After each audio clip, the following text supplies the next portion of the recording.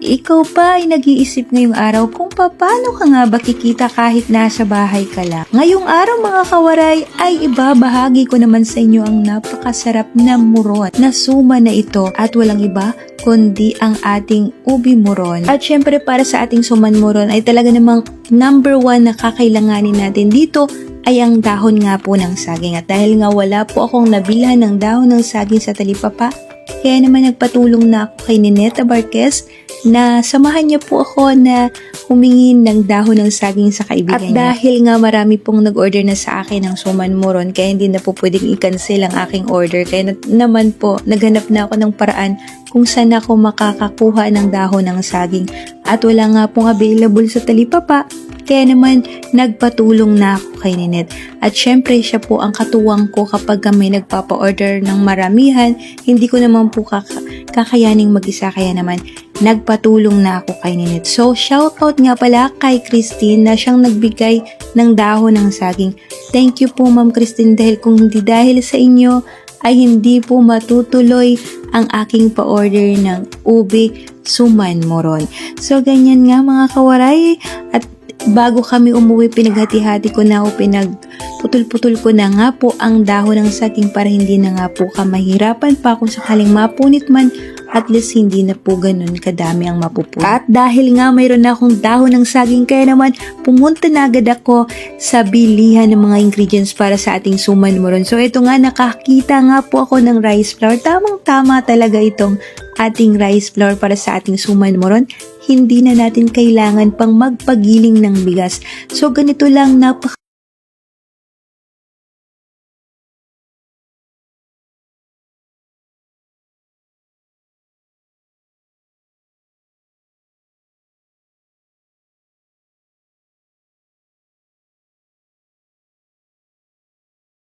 plus. And then, pagpagiling pa, may bayad yon, kaya mas mahal kapag ka magpapagiling ka pa. So, ang ginawa ko, eto nga, parehas lang din naman po yung rice flour. Yan po ang ating ginamit para dito sa ating suman moron. So, hinanap ko na nga po ang ating mga ingredients dito. Nandito lang po ito kay ate, shout out kay ate Len, na napakalapit lang sa amin at parang kapitbahay lang po namin yung binibilhan ko ng mga ingredients, kaya hindi po ako nagtatambak sa bahay or hindi po ako bumibili ng maramihan. Bawat luto ay bumibili na lang po ako sa kanya dahil malapit lang din naman. So ito, nakabili na nga po tayo ng ating ingredients para sa ating suman moron at pumunta na nga tayo sa ating mga niyog. So eto nga, sabi ko bakit kanina wala pang dahon ng saging, at bigla na lang nagkaroon ng dahon ng saging si ate, at ang sabi niya di-deliver lang. Hindi na nga sana kami kumuha pa sa malayo para mahirapan pang kumuha ng saging, mayroon pala siya, pero bumili din po ako para nga in case na magkulang po ang ating dahon ng saging ay mayroon po akong available. At pagkadating ko nga sa bahay, ay inuna ko pong idarang itong ating dahon ng saging para hindi na po tayo mahirapan. At pagkatapos nga po nating idarang ang ating dahon ng saging, ipinagsama ko na rice flour 750 grams. Inuna nga po natin itong ating rice flour, 750 gram. Ito nga po ang isang plastic nito ay naglalaman ito ng 500 gram. And then ang ginawa ko ay 1.5 plastic nga po. Dahil dalawa po ang flavor na ito, unahin po nating lutuin ang ating white flavor. So, ganyan lang po ang ginawa ko mga kawaray. Ang bawat flavor na gagawin natin ay 1.5 sugar 1.5 cups. At ngayon maglalagay tayo ng sugar, 1.5 cup lang para hindi ganun katamis. Mag-balance lang po ang lasa niya. At napaka-the best ang lasa nito dahil hindi ganun katamis at konti lang po ang ating sugar.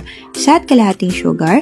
And then, maglalagay nga po tayo dito ng ating konting-konting asin lang mga kawaray para pambalance lang nga po ng lasa dito sa ating suman moron na ito. Unahin lang po muna nating haluin ang ating mga dry ingredients. Once na okay na, ay magpakulo na nga po tayo ng ating gata. Ang ginawa ko mga kawaray, bumili nga po ako ng gata, and then nilagyan ko na lang ng tubig. Kaya naglagay po ako dito ng 6.5 cup. And then itong evaporated milk. At dahil nga po, sa tingin ko ay kulang pa, nagdagdag ako ng gata. Peanut 1/2 din cup. po. Kaya ang equivalent na nilagay na Margarine, dito 1/4 ay cup. 6 cup ng ating gata. And then, naglagay din po ako ng margarine at ang ating mani. Huwag niyong kakalimutan na maglagay ng mani and then margarine para mas masarap ang ating napakasarap na suman muron. Yun talaga ang original. Maglalagay kayo ng mani and then maglalagay kayo ng butter. Para sa akin, butter or margarine ay mas the best na ilagay. Mga kawaray, hayaan lang muna nating pakuluin itong ating liquid ingredients para masarap ito. Kailangan kulong-kulo na bago natin ilagay dito ang ating dry ingredients. So kapag kumulo na siya mga kawaray ay dahan-dahan or unti-unti nating ilalagay dito ang ating dry ingredients. So ganyan lang po mga kawaray, wag po nating biglain ang paghalo ng ating mga ingredients dahil mahihirapan po tayong haluin ito dahil bubuo-buo siya bigla. Kailangan dahan-dahan lang at talaga namang kailangan nyo ng lakas na paghahalo nito dahil nga po parang maha po ito kapag hinahalo. Once na ganyan na, matigas na, ang ibig sabihin lang yan mga kawaray ay okay na itong ating first flavor. Ito yung ating white flavor na punong-puno ng ating butter and then naglagay tayo ng marami ding pong mani. So pagka okay na, ganito na, matigas na, ihanguin na natin. Lagyan na po natin ito sa ating mga lagayan. At pagka okay na mga kawaray ay susunod naman na po natin ang ating ube flavor. So ganyan lang po, kailangan po medyo matigas pa dahil nga po ay babalutin natin pa. At ngayon na nga mga kawaray ay lutuin na din po natin ang ating ube flavor. Ito nga po ay gumamit ulit ako ng rice flour, 750 grams. Isa at kalahating plastic na ito. At yun lang po ang gagamitin natin. At maglalagay na nga din po tayo dito ng ating sugar. At para hindi matamis ang ating muron, ay 1 cup lang ng ating sugar ang inilagay ko. And then maglagay tayo dito ng konting asin para mag-balance ang lasa niya. At pagkatapos ay magpakulo na ulit That is tayo 6 ng ating and a gata, half cup. 6 cup. At ang ating evaporated milk, 1/2 ng ating Condensed milk, can, 300 and then milliliters. condensed milk. Ito yung sinasabi ko UB na flavor mas to- pinasarap kapag may condensed milk. Evaporated milk, kaya naglagay tayo OB flavoring, naglagay tayo ng 2 teaspoon para the best ang lasa at ang kulay nito. So maglalagay pa tayo ng peanut kung mayroon pa kayong sumobra ng peanut. Mas mainam na maglagay pa kayo ng peanut dahil isa sa nagpapasarap ng ating suman ay ang ating peanut. So ganyan lang, kapag kumulo na ay dahan-dahan po ulit natin ilagay ang ating mga dry ingredients. Huwag po natin itong biglain dahil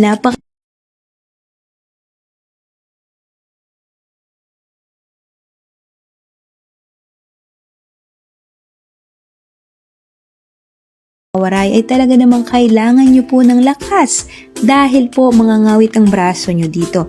Kapag kaganyan lang, ibig sabihin lang yan ay malapit na po itong maluto. Mga kawaray, alam ko na mahirap talaga ang paghalo nito pero malaki ang kikitain nyo dito. Kung ang inyong puhunan ay 300 pesos, ang babalik sa inyo ay 1,000. So kapag ka 300 ang puhunan nyo, 1,000 po ang lahat ng benta nyo and then meron kayong 700 na income. So ganyan, babalutin na nga natin, natatapos na nga po natin itong lutuin. Ngayon ay babalutin na natin. Sa ating pagbalot, kailangan punasan po natin ang ating dahon. So dito ay gumamit nga po ako ng 1/4 cup, yan lang. Then yan ang gagawin natin, iro-roll lang po natin ito muna ng ito ay pahaba. So, ganyan lang. And then, kapag na-roll na nga natin ang dalawang kulay, ang dalawang flavor, ang ating white and then ang ating ube, ngayon ay pagsasamahin na po natin sila. So, ganyan lang. Pinagsama lang po natin. Napakadali lang ang pagbalot nito dahil hindi na nga po gumawa ng palaman. Simple lang po ito. Kaya ganyan. So, ang pagbalot talaga nito mga kawaray, kailangan mahigpit po ang pagtali natin. Kasi kapag hindi mahigpit, ay talaga namang papasukin po ito ng tubig. Kailangan ang pagtali nyo ng sumang muron nyo ay mahigpit na mahigpit. So, ganyan lang talaga, kailangan nyo ay balutin ng maayos.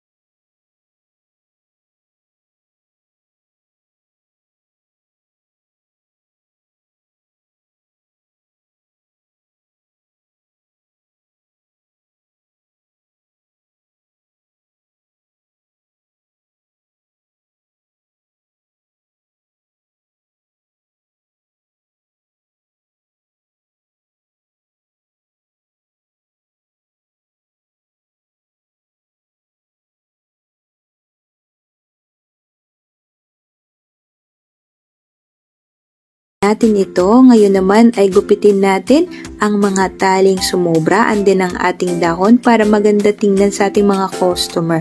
So ganyan lang mga kawaray, and then ilagay na po natin ito sa ating kaldero.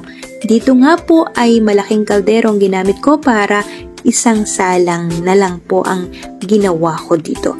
So ganyan lang mga kawaray, napakabilis lang ng pagluto. Doon lang tayo mahihirapan sa pagtali. Water 10 At cups. naglagay nga po ko dito ng 10 cups of hot water, ayan, para mabilis maluto. At pagkatapos nga na naglagay na ako ng tubig, ay isinalang ko po ito ng 50 to 55 minutes o malapit na sa 1 oras. So ganyan lang mga kawaray, umabot nga po ito ng 55 minutes sa pagluto ko at tiningnan ko kung luto na. Ayan, chinek ko yan bago ko hanguin. Kailangan i-check nyo kung luto na nga ba. Kapag luto na ay okay na nga po ito mga kawaray. At pwede na po muna natin ito ilagay sa ating mga lagayan. Once na ito ay okay na at luto na, wag nyo itong pababayaan o palamigin lang sa kaldero na may tubig pa dahil lalata po ito at sisipsipin ang lasa nitong ating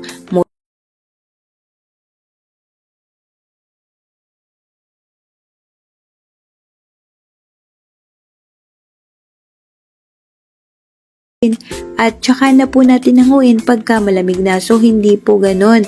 Kapagka okay na at ito ay luto na, ay hanguin agad natin ito para hindi po pasukin ng tubig. So ganyan, okay na po siya at hinihintay ko lang pong lumamig ito dahil i-deliver ko nga po ito sa mga nag-order sa akin. At nagtira lang po ako para ipakita ko sa inyo ang pag-slice ko dito. So ganyan lang mga kawaray, napakadali. At ito na nga po, malamig na at ito yung akin na hindi ko binenta. At ipakikita ko nga sa inyo kung gaano nga ba kaganda ang ating suma na ito. Talaga namang o-order at o-order ang inyong mga customer. So mga kawaray, kung bago ka lang sa aking channel, dito ay pwede kang humiram ng mga picture na pwede mong ipang-post sa inyong FB. Dalawin niyo po ang aking Facebook, Hasmin Kabikis, at ipopost ko po ang mga picture na ito at pwede niyo pong hiramin. So, eto na mga kawaray, kung ikaw ay nanonood, ay para hindi masayang ang panonood mo ay mag-comment ka at magpakilala, ilagay po ang inyong pangalan dahil kapag 100,000 subscribers na ako ay pipili po ko ng 2 mananalo ng ating uben. At alam kong makakatulong po ito sa mga nanay na nasa bahay lang at gustong magsimula ng kanilang negosyo. At ito na mga kawaray, magsha-shoutout na tayo sa lahat ng palaging nanonood, talaga namang sumusuporta sa atin at nandyan para sa ating mga recipes. Thank you po sa inyo sa walang sawang panonood nyo sa akin sa Madiscarding Waray. At ang masasabi ko lang, kung hindi dahil sa inyo ay wala po ang Madiscarding Waray YouTube channel. At ito nga pong aking kuya, talaga namang pumunta pa nung nakita nga niya o nung nalaman niya nga po na mayroon po akong sumandal. Paborito niya po ito. So ito na mga kawaray, mag-shoutout na muna tayo sa lahat ng mga nanunood at sa atin. At ito na mga kawaray, unahin po natin i-shoutout si Ma'am Maribeth Manggaring. Wow, iba't ibang kulay, sarap naman. Si Ma'am Memelita Semeni Viscio, ang sabi niya sarap ibentas sa school. Thank you Ma'am Jazz sa magandang pang negosyo. Shoutout din po natin si Sir Rene Cervantes. Good morning kabayan, happy Monday, good morning. Wow, ngayon lang ako nakakita ng sarap na yan sa tingin ko. Ayan, Ma'am Helen, shoutout po sa inyo at sa family nyo. Shoutout din po natin si Ma'am Lily Marmol na walang sawang nanonood at palagi nagko-comment sa ating YouTube channel. Good morning Miss Jazz, Caitlin Negosyo rin. Wow, ang ganda ng mga kulay. Maakit, bumili ang mga bata. Ayan, matry nga, wow, ang sarap. At si Shirley Lovero Dili, ang sabi niya gawin ko ito sa amin is Iskulan Sisi. Shoutout po natin si Ma'am Marlit Luzano. Ang sabi niya, hello ma'am, silent viewer po ako ma'am from Manalo, Fortis, Bukidnon. Ask ko lang po paano po ang brand na. Ayan, shoutout po natin si Magdalena Buhe. Ang sabi niya, happy Monday sis, ganda ng at yummy. Shoutout po natin si Virginia Erigel. Ang sabi niya, look so yummy. Shoutout po natin si Mama Maria Corazon Tanola. Ayan. Ito ay nagbabalik si Mama Maria Corazon Tanola na palagi nagko-comment sa atin. Shoutout po natin. Good morning, Ma'am Jazz. Salamat po. Madaling gawin. So, ayan, dati kasi nagko-comment din po to sa atin si Mama Maria Corazon at ito ulit siya ngayon. Shoutout po natin si Jose Joe. Good morning. Thank you a lot. Another pandagdag na naman pang negosyo kawaray. Shoutout po natin si Feli Gansagan. Shoutout po sa inyo, Ma'am. Love it. Ang sabi niya. Shoutout po natin si Ma'am Marisa Bombales. Ayan, ito rin po yan.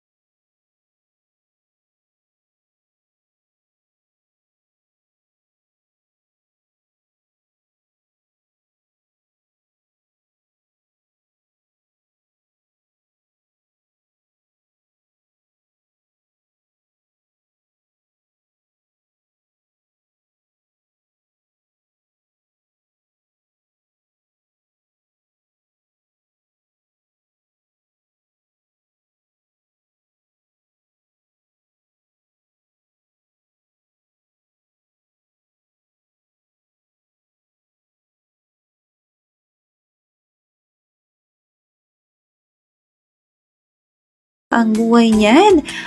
Ma'am, kapag ginagawa nyo to ay pwede na pong ilagay sa garapon. Kailangan hindi po mainit, may sisingawan para hindi po matunaw o malusaw ang ating asukal. Shoutout po natin si Jasmine Mauricio. Thank you for sharing, Madam. Ayan, salamat po sa lahat ng mga nanonood at mga nag-comment at patuloy na nag-comment sa akin at nababasa ko po yan. Tuloy-tuloy nyo lang po.